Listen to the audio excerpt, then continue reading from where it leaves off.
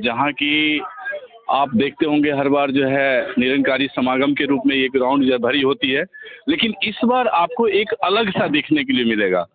अखिल भारतीय विद्यार्थी परिषद की तरफ से 69वां जो है ये अधिवेशन होने जा रहा है, जो शायद अपने आप में एक इतिहास को दर्शाएगा, और इतिहास में शायद अगर कहें तो ऐसा अधिवेशन पहली बार होने जा रहा है। इस वक्त मेरे साथ हैं पूर्वांचल मोर्चा भारतीय जनता पार्टी के अध्यक्ष जी नीरज जी। आइए बातचीत करते हैं। सर, आपका एक्टिव समाज लाइव में स्वागत है। सर, ये कार्यक्रम जो है मतलब कि बहुत ही अपने आप में जो है बहुत कुछ बताती है, सभ्यता को, संस्कृति को। भारतवर्ष की संस्कृति की बात करें, सभ्यता की बात करें, तो अगर देखा जाए तो आज़ादी के बाद जो है बहुत ऐसा सभ्यता और संस्कृति को जो है छुपा दिया गया था, मिटा दिया गया था और उसको कुचल दिया गया था। आज अगर देखें तो ये जैसे ये विद्यार्थी परिषद वाले जो कार्यक्रम कर रहे हैं, उससे लगता है कि फिर से उभर के आएगा। क्या लग रहा है आपको कि आगे इसका कैसे जो है बढ़ावा? देखिए, इस कार्यक्रम को देख के जो विद्यार्थी परिषद, अखिल भारतीय विद्यार्थी परिषद का जो 69 राष्ट्रीय अधिवेशन हो रहा है, तो मैं सभी विद्यार्थी परिषद के जितने भी कार्यकर्ता हैं, जितने भी छात्र हैं, उन सबको धन्यवाद देता हूं कि इस तरह का ऐतिहासिक राष्ट्रीय अधिवेशन दिल्ली में हो रहा है और भारत की संस्कृति, सभ्यता और सनातन संस्कृति को उजागर किया जा रहा है। आप देखिए किस तरह से हमारे गुरुकुल का ये किया जा रहा है, किस तरह से हमारी जो संस्कृति है भारत की, सनातन की, उसको इन लोगों ने एक तरह से प्रेजेंटेशन किया है इतने बड़े ग्राउंड में और इतने अच्छे से, ताकि हमारे आने वाली पीढ़ी अपनी संस्कार और अपनी सभ्यता और अपनी संस्कृति से अवगत हो और इसको आगे बढ़ाए। जो एक तरह से एक साजिश के तहत विलुप्त करने की साजिश चल रही थी, उसके लिए मैं विद्यार्थी परिषद का जो यह एक एक कार्यकर्ता को साधुवाद देता हूं और ऐसा अधिवेशन हर साल हो। लेकिन जब तक अगर सवाल ये उठता है कि अगर विद्यार्थी हम जिस धरती से आते हैं, तो चाणक्य ने कहा था कि शिक्षक और विद्यार्थी अगर चाहे तो वो कुछ भी कर सकते हैं। आप समझ सकते हैं कि मैं कहने जा रहा हूँ। यही उदाहरण है। आप देखिए ना, ये सारे विद्यार्थी परिषद के लगभग 10 से 15 हजार डेलीगेट्स आ रहे हैं पूरे राष्ट्र से, और वो लोग यहाँ रहेंगे और अपनी सभ्यता, संस्कृति और शिक्षा व्यवस्था के बारे में जानेंगे और उस जानने के क्रम में इसी संस्कृति को आने वाले पीढ़ी को देंगे और आगे बढ़ाएंगे। यही सबसे बड़ी उपलब्धि है और दिल्ली राष्ट्र का राजधानी है और यहाँ से एक संदेश जाएगा विद्यार्थी परिषद के अधिवेशन के माध्यम से और सभी छात्र नौजवान उसको अमल करेंगे और उसी संस्कृति को लेके भारत एक दिन विश्व गुरु बनेगा, जैसा माननीय प्रधानमंत्री जी का सपना है। वह सपना पूरा होने की ओर अग्रसर दिख रहा है, क्योंकि हमारे छात्र अपनी संस्कृति को जब अपनाएंगे, हमारे सभ्यता को अपनाएंगे, अपने संस्कार को अपनाएंगे। सपना की बात आए तो कुछ लोगों का ये भी सपना है कि हमारा जो है राष्ट्र जो है हिंदू राष्ट्र का भी जो है सपना है लोगों का।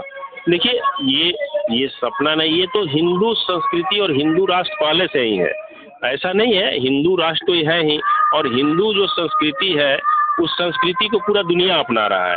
तो होने की बात नहीं, आप जिस सभ्यता संस्कृति को लोग दुनिया अपना रही है तो ये ऑलरेडी पहले से है, बस उस चीज़ को थोड़ा सा लोग डाइल्यूट कर देता है। लेकिन जो संस्कृति है हमारी, वो संस्कृति ही हिंदू संस्कृति है और उसमें कभी भी किसी भी व्यक्ति के साथ कोई भी तरह का जाति नहीं होता है और हमेशा सबको निर्माण की बात होती है। वही संस्कृति है हमारी। आज़ादी के बाद बहुत कम ही जो है ऐसा देखने के लिए मिल रहा था, और जो अधिवेशन होने जा रहा है, इस अधिवेशन का अगर मैं आपको संक्षिप्त में सुनाऊं तो शायद ही इतिहास में आपको देखने के लिए कुछ ऐसा मिला होगा जहां पे ऐसा हुआ होगा। लेकिन अगर बातें करें तो शिक्षक की या विद्यार्थी की तो हर जगह बदलाव हो रहा है। सरकार की नीति जो है, सरकार के नियति और नीति दोनों पे किस प्रकार जो है सरकार किस तरह से सपोर्ट करती है, एक बार जी देखिए, जो सरकार, ये ऐसा समय है कि इसमें किसी भी तरह का निगेटिव बात करना, क्योंकि छात्रों के द्वारा एक बहुत बड़ा राष्ट्रीय अधिवेशन अखिल भारतीय विद्यार्थी परिषद का हो रहा है। इसमें सरकार के बारे में हम क्या टिप्पणी करें। बाकी जो भी सहयोग वो करना चाहिए, जो भी राज्य सरकार है उसमें हमारे छात्रों के को जो भी ये बड़ा अधिवेशन एक ऐतिहासिक हो रहा है, इसमें बिल्कुल उनको सहयोग करना और तत्पर होके जो भी आवश्यक चीजें हैं जो स्टेट गवर्नमेंट की भूमिका होती है उसमें थोड़ी सी असहयोग की भावना है उनमें, लेकिन ऐसा नहीं होना चाहिए। मैं आग्रह करता हूं सरकार के हर कर्मचारी, हर जनप्रतिनिधि से कि यह एक राष्ट्र का विषय है और राष्ट्र निर्माण के लिए जो हमारे छात्र आ रहे हैं उनको कदम से कदम मिलाकर सहयोग करें, समर्थन करें और इस अधिवेशन को एक विश्व स्तरीय अधिवेशन के रूप में देखा जाए। मैं चाहूंगा कि आप अपने शब्दों से जो लोग देखेंगे इस वीडियो को और जो दूर दूर के लोग जो है आए, तो एक बार मैं चाहूंगा कि आपकी अपील जो है एक बार। देखिए, मेरा एक ही अपील है कि हिंदुस्तान ही नहीं पूरे विश्व के छात्रों से कि अखिल भारतीय विद्यार्थी परिषद के जो विंग है उससे हर छात्र को जुड़ना चाहिए। हम लोग स्वयं भी अखिल भारतीय विद्यार्थी परिषद में पढ़ने के दरमियान अपना योगदान दिए थे, इसलिए हर हिंदुस्तान ही नहीं विश्व के हर शिक्षण संस्था में अखिल भारतीय विद्यार्थी परिषद की जो इनकी सोच है उसको डेवलप करनी चाहिए, क्योंकि ये राष्ट्रवाद के बारे में सोचते हैं, ये अपनी सभ्यता, संस्कृति, राष्ट्र निर्माण का भावना होती है, तो ऐसी भावना हर छात्र में आनी चाहिए। जी बहुत अच्छा। जी आप सुन रहे थे नीरज जी को। एक्चुअली इन्होंने जो कह रहे हैं ना वो बहुत अच्छी बात है, अपने आप में बहुत बड़ी बात है आज अपनी सभ्यता और संस्कृति के लिए बात करना। इसी बीच हमारे साथ ना जो अगर देखा जाए तो हमारे जो इस जो आयोजन स्थल पे और जो नज़दीक में हो रहा है तो ये हो रहा है बुराड़ी निरंकारी डीडीए ग्राउंड में हो रहा है और वहाँ पे जो है आप बीजेपी के एक अच्छे कार्यकर्ता भी हैं जो नज़दीक में रह रहे हैं। मैं ये पूछ रहा हूँ कि इतना बड़ा अधिवेशन, इतना बड़ा कार्यक्रम जहाँ पे जो है अगर बात करें तो कल मुझे पता लगा कि जो है माननीय गृह मंत्री साहब भी आ रहे हैं, माननीय प्रधानमंत्री जी का भी आने का था बट अभी तक कुछ तय नहीं हुआ है, शायद कुछ उसमें कंफ्यूजन है।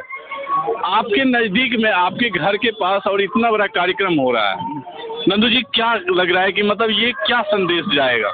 देखिए, विद्यार्थी परिषद का जो कार्यक्रम इतना बड़ा किया गया है कि युवाओं की क्या भूमिका देश में होनी चाहिए, संस्कृति के प्रति क्या भूमिका होनी चाहिए, धर्म के प्रति क्या भूमिका होनी चाहिए, यह देखते हुए यह अधिवेशन का आयोजन किया गया है। और विद्यार्थी परिषद शुरू से ही, आज से नहीं, जब से इसकी स्थापना हुई है उसकी विचारधारा संस्कृति को लेकर, सभ्यता को लेकर, हिंदूवादी विचारधारा को आगे। ये सब तो ठीक बात है, लेकिन आप जैसे मतलब कि हम लोग जैसे नियरेस्ट यहाँ पे रह रहे हैं और इस जगह को पहले आज जो है पहले बुराड़ी डीडीए ग्राउंड कहा जाता था, फिर जो है निरंकारी ग्राउंड के नाम से इसको जाना गया, फिर उसके बाद अब जो है फिर नाम बदल के बुराड़ी निरंकारी डीडीए ग्राउंड कहा गया। तो आज जैसे ये अखिल भारतीय विद्यार्थी परिषद का इतना बड़ा अधिवेशन होने जा रहा है तो क्या लग रहा है कि ये अपना आप पे एक छाप छोड़ने के लिए जा रहा है? इसमें कोई संदेह वाली बात नहीं है। जिस भव्यता से ये कार्यक्रम पूर्ण होने जा रहा है इसमें कोई संदेह नहीं रह जाता कि इसकी भव्यता, अब ये जो नाम है ये विद्यार्थी परिषद के नाम से भी इस ग्राउंड को जाना जाने लगेगा, इसमें कोई दोहराए वाली बात नहीं। आपका प्रश्न बिल्कुल एकदम 100% उचित है और इसी नाम से अब संबोधित भी होने लगेगा जिस भव्यता के साथ ये कार्यक्रम चल रहा है। संजीव जी, आप काफ़ी जो है एक्टिव हैं, आपको लगता है कि यहाँ पे इस एरिया में जो मतलब कि जो ये ऐसा अधिवेशन अगर होता रहेगा और ऐसा होगा तो मतलब यहाँ पे जो है काफ़ी जो यहाँ पे जो पॉपुलेशन है उनको बहुत ज़्यादा फायदा भी मिलने वाला है, चाहे अगर देखा जाए तो उनके बच्चे जो है आगे बढ़ेंगे, सीखेंगे सारा कुछ और सभ्यता संस्कृति से रूबरू होंगे। बिल्कुल मिलेगा। यहाँ आसपास के लोगों को एक तो इस तरीके का अगर कार्यक्रम हो तो रोजी रोजगार भी मिलेगा, दूसरा लोगों का जो झुकाव है वह हिंदुत्व के तरफ जाएगा, विद्यार्थी के तरफ जाएगा, बच्चे पढ़ेंगे, आगे बढ़ेंगे। ये सारी सुविधाएं ये दर्शाता है कि विद्यार्थी परिषद अगर इस तरीके का 1-2 कार्यक्रम और हो जाए यहाँ तो बहुत सारा फायदा बुराड़ी और आसपास के इलाके में होने, यहाँ पे फायदा हो जाएगा। जी यहाँ पे आप, मैं एक बार कैमरामैन हैं हमारे, उनको मैं कहूँगा कि देखिए